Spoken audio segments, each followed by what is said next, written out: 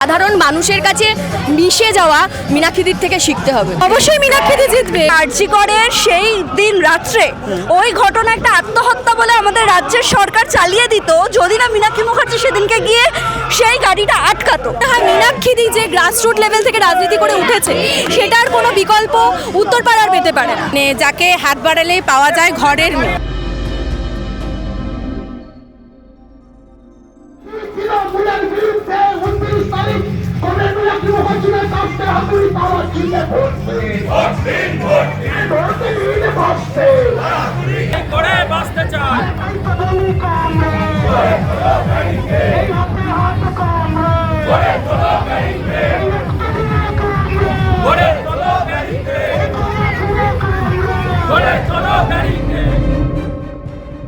তুমি সারাক্ষণ মীনাক্ষীর সঙ্গে ঘুরে বেড়াচ্ছ, কার্যত ছায়া সঙ্গী একদম শুরু থেকে।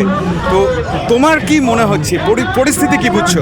পরিস্থিতি মীনাক্ষীদি 100% উত্তরপাড়া থেকে বিধানসভায় যাচ্ছে। জয় 100% নিশ্চিত। আচ্ছা, মানুষের যে আমরা সাড়া পেয়েছি তাতে আমরা এটা আশা করছি না, শুধু আমরা নিশ্চিত যে মীনাক্ষীদি বিধানসভায় যাচ্ছে। তুমি এই যে 3 মাস ধরে ঘুরে, তার আগেও মীনাক্ষীকে দেখেছো, মীনাক্ষী নেত্রী হিসেবে কেন অন্যদের থেকে আলাদা? মীনাক্ষীদি যে শুধুমাত্র ইলেকশনের জন্য উত্তরপাড়ায় এসছে বা উত্তরপাড়ার মুখ হয়ে এসছে বিষয়টা তো তা নয়। মীনাক্ষীদি সারা বছরই কোনো না কোনো জায়গাতে, যখনই কোনো জায়গাতে কোনো ঘটনা ঘটেছে, মীনাক্ষীদি আন্দোলনের মুখ হিসাবেই সামনে দাঁড়িয়েছে। সেই জায়গা থেকে দাঁড়িয়ে মানে মীনাক্ষীদি শুধুমাত্র এখানে 3 মাস ধরে পড়ে আছে বিষয়টা তা নয়। সারা বছরই মীনাক্ষীদি কোনো না কোনো ঘটনা, শুধু আরজিকর নয়, আরজিকর ছাড়াও জাল স্যালাইন কাণ্ড থেকে শুরু করে আনিস খান থেকে শুরু করে সব জায়গাতেই মীনাক্ষীদি মুখ হিসাবেই নেতৃত্ব দিয়ে গেছে। আচ্ছা, তুমি এখানে ধরো শীর্ষণ্য রয়েছেন, দীপাঞ্জন রয়েছেন, মানে বিজেপি এবং তৃণমূল একটা হেভিওয়েট লড়াই রয়েছে, সেখানে তুমি মীনাক্ষীকে কেন এগিয়ে রাখছো? অবশ্যই মীনাক্ষীদি গরিব মানুষ, আমাদের মতন ছেলে মেয়ে যারা বেকার, তাদের কথা বিধানসভায় যাতে তুলে ধরতে পারে, তার জন্যই আমরা মীনাক্ষীদিকেই চাইছি বিধানসভায়। আচ্ছা, এই উত্তরপাড়ায় এতদিন ধরে ঘুরছো, একটা সময় উত্তরপাড়া ডেফিনেটলি বামেদের মধ্যে ছিল, এখন নেই সেইভাবে, তৃণমূলের নিয়ন্ত্রণে আছে। তোমার কেন মনে হচ্ছে যে উত্তরপাড়ায় সুইং হচ্ছে? সেটা সাধারণ মানুষের যে রিপারকেশন আমরা পাচ্ছি, আপনি আজকের মিছিলটা দেখলেও বুঝতে পারবেন। মানুষের যে অভূতপূর্ব সাড়া পাওয়া যাচ্ছে তাতেই আমরা বুঝতে পারছি। মীনাক্ষীর 3টে পজিটিভ দিক কি? মীনাক্ষীদির 3টে পজিটিভ দিক, মানে মেয়েটাই পজিটিভ, মানে পুরোটাই পজিটিভিটি দিয়ে ভরা রয়েছে। মানে কোনো আলাদা করে 3টে দিক বলতে পারবো না। সাধারণ মানুষের কাছে মিশে যাওয়া মীনাক্ষীদির থেকে শিখতে হবে। আচ্ছা, মানে যে কোনো আন্দোলনের নেতৃত্বে মীনাক্ষীদি যেভাবে ঝাঁপিয়ে পড়ে, তো সেটা অবশ্যই আরেকটা দিকও হতে পারে। মানে এই যে মানুষ, মানে আজকে দেখতে পাচ্ছি ব্যাপক একটা ঢল নেমেছে, এই এত মানুষ, এটা কি শুধুমাত্র মীনাক্ষীর জন্যই? মানে আমি বলতে চাইছি যে মীনাক্ষীর মধ্যে কি ওই হ্যামলিনের বাঁশিওয়ালা গোছের একটা... অবশ্যই সেটা আপনি ক্যামেরাটা যদি একটু ঘোরান তাহলেই দেখতে পারবেন রাস্তার দুধারে কিভাবে সাধারণ মানুষ কিভাবে দাঁড়িয়ে আছে শুধুমাত্র মীনাক্ষীদিকে দেখবে বলে। একবার মীনাক্ষীদিকে দেখবে এবং মীনাক্ষীদির সাথে হাত মেলাবে বলে দাঁড়িয়ে আছে।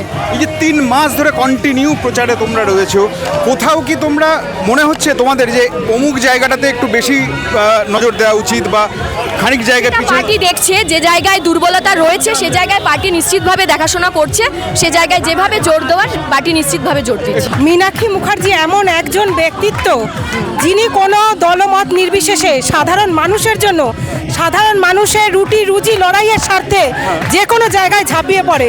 তাকে রাস্তায় মাঠে ঘাটে সর্বত্র দেখতে পাওয়া যায়, যেখানে বিগত দিনে এই 15 বছর আমাদের কোনো এমএলএ এমপিকে দেখতে পাওয়া যায়নি। মিছিলে হাঁটছো, একটা বিশাল মিছিল, হ্যাঁ, তো এই মিছিলের টানটা কি মীনাক্ষী শুধুই? এটা আমার ছোটবেলা থেকেই, মানে আমি তো যেহেতু ছোটবেলা থেকে আমার মা বাবা সবাই সিপিএম। আচ্ছা, আমার ছোটবেলা থেকে সিপিএম এর উপরে টান। আচ্ছা, আর মীনাক্ষীদি তো প্রচন্ডই ভালো। আচ্ছা, মীনাক্ষীর পজিটিভ দিক কি কি যা তোমার নজরে পড়ছে?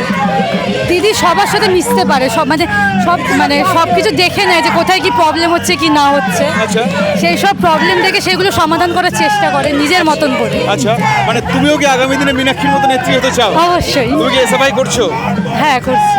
মীনাক্ষী কেন জিতবে 3টে কারণ বলো। ফার্স্ট অফ অল মানে আমরা যেটা চাই যে মানুষের সাথে মানুষের যে সংযোগ, মানে আমরা প্রার্থী হিসাবে কাকে নির্বাচন করবো, যে ঘরের মেয়ে যে আমাদের সবসময় বিপদে আপদে থাকবে, তো মীনাক্ষী দি ডেফিনেটলি সেই রকমই, মানে যাকে হাত বাড়ালেই পাওয়া যায় ঘরের মেয়ে। আমরা অনেক রকম বিধায়ক পেয়ে গেছি, নানা রকম নায়ক গায়ক সব রকম পেয়ে গেছি, সব রকম এক্সপিরিয়েন্স আমাদের হয়ে গেছে।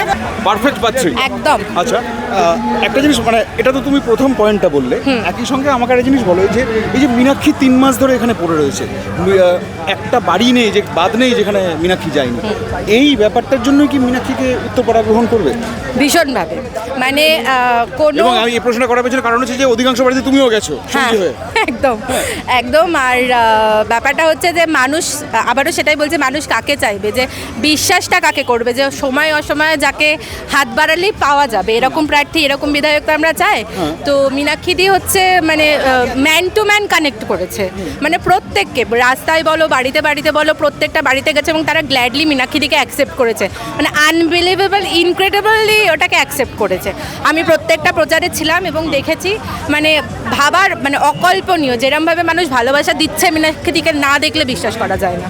কোথাও কি তোমার মনে হচ্ছে যে এই যে বিপুল মিছিল মীনাক্ষীর জন্য এত মানুষের মাথায় রাস্তায় নেমে পড়া, কোথাও কি তোমার মনে হচ্ছে আসলে এটা বাম প্রত্যাবর্তনের একটা ইঙ্গিত? অবশ্যই অবশ্যই, মানুষের এত খারাপ এক্সপিরিয়েন্স আমরা এক্সপিরিয়েন্স করেছি লাস্ট 15 বছর বলো, মানে এখনকার ডেটে যারা বাম করে তাদের তো কিছু পাওয়ার নেই অ্যাকচুয়ালি, তারা ভালোবেসে করে।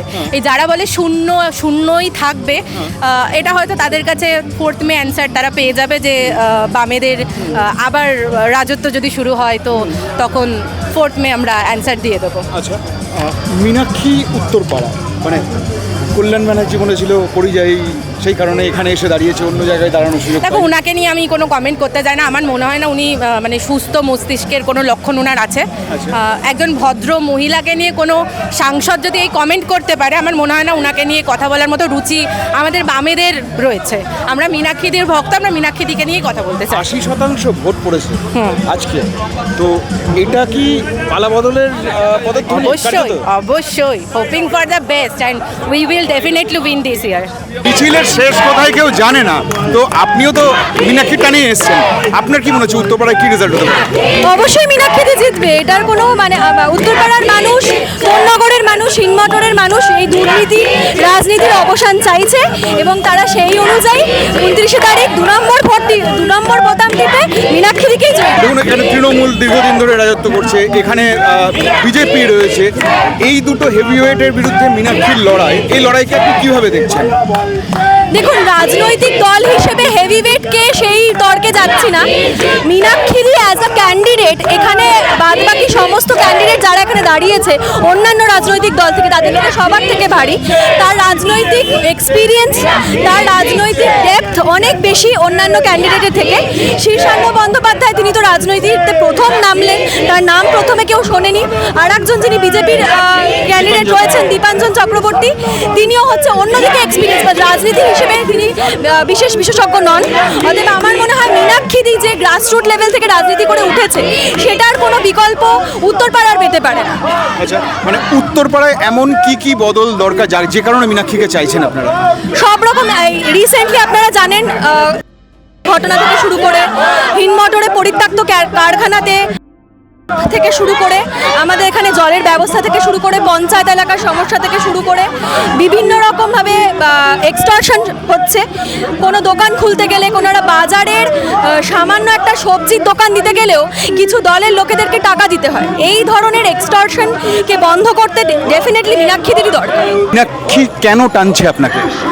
মীনাক্ষী দি মানে মীনাক্ষী মুখার্জি এই মুহূর্তে দাঁড়িয়ে যে যুব আন্দোলন পশ্চিমবঙ্গের, সেই যুব আন্দোলনের অন্যতম মুখ, সেখানে দাঁড়িয়ে মীনাক্ষী মুখার্জি যখন উত্তরপাড়া বিধানসভা কেন্দ্রের প্রার্থী, আমাদের মতো যুবক সম্প্রদায়ের যে মানুষরা রয়েছে, তারপরে মীনাক্ষী যে আরজিকর নিয়ে যে আন্দোলন, আজকে আরজিকরের সেই দিন রাত্রে ওই ঘটনা একটা আত্মহত্যা বলে আমাদের রাজ্যের সরকার চালিয়ে দিত যদি না মীনাক্ষী মুখার্জি সেদিনকে গিয়ে সেই গাড়িটা আটকাতো।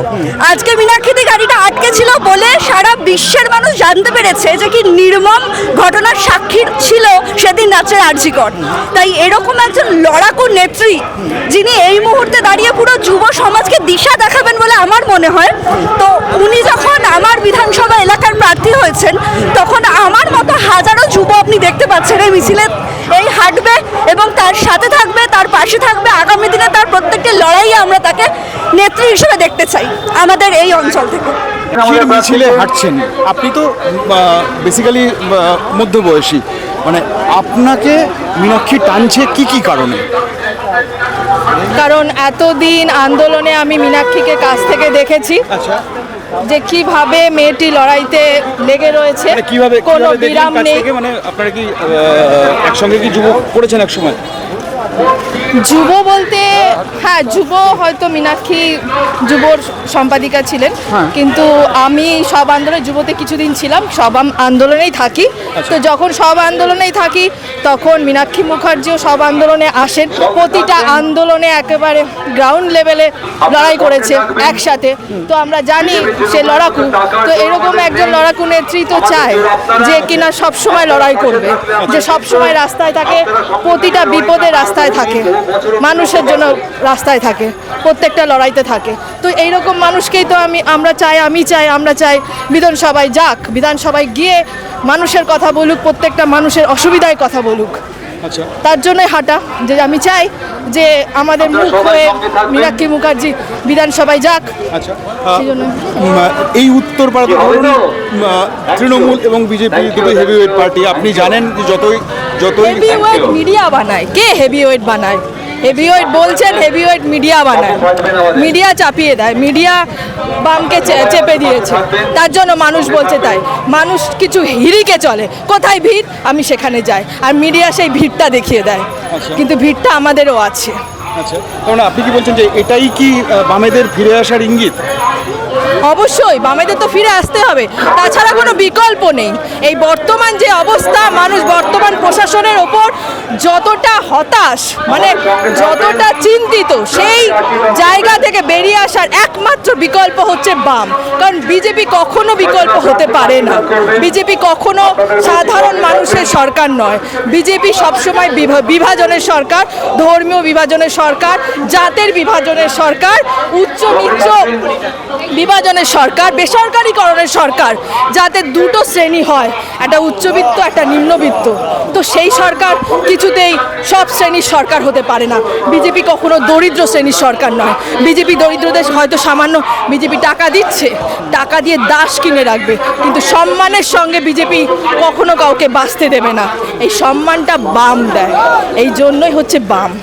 তাই মানুষকেই বাম পথেই আসতে হবে, সম্মানের সঙ্গে নিজের আয়ে সম্মান নিয়ে বাঁচার জন্য, নিজের আয়ে যাতে সব খরচ করতে পারে তার জন্য, শিক্ষার জন্য, শিক্ষা, প্রকৃত শিক্ষা, সরকারি সংস্থাগুলোকে বাঁচানোর জন্য, কারোর কাছে যাতে হাত না পাততে হয়, কোনো দালালের কাছে যেন ঘুরতে না হয়, কোনো চিন্তায় টেনশনে যেন না থাকতে হয়। আমি এর সাথে কথা বললে আমার বোধহয় এই ভাতাটা বন্ধ করে দেবে, আমার ওই ভাতাটা বন্ধ করে দেবে, তার জন্য আমাকে একে তেল মারতে হবে না, কাউকে তেল মারতে হবে না, কাউকে অয়েলিং করতে হবে না, নিজের অধিকারে নিজে বাঁচবে, সেই ব্যবস্থাটা বাম করবে। আর তার জন্যই আমাদের প্রতিনিধি, তার মধ্যে একজন প্রতিনিধি আমাদের মীনাক্ষী মুখার্জি, সব থেকে লড়াকু, সব থেকে বলাটা হয়তো অন্য যারা আমাদের নেত্রী রয়েছে বা নেতা রয়েছে তাদেরকে দুঃখ দেয় এমনটা নয়, সবাই আমরা লড়াই করি। মীনাক্ষী মুখার্জিকেও আমি কাছ থেকে দেখেছি, আমি চাই মীনাক্ষী মুখার্জি বিধানসভায় যাক।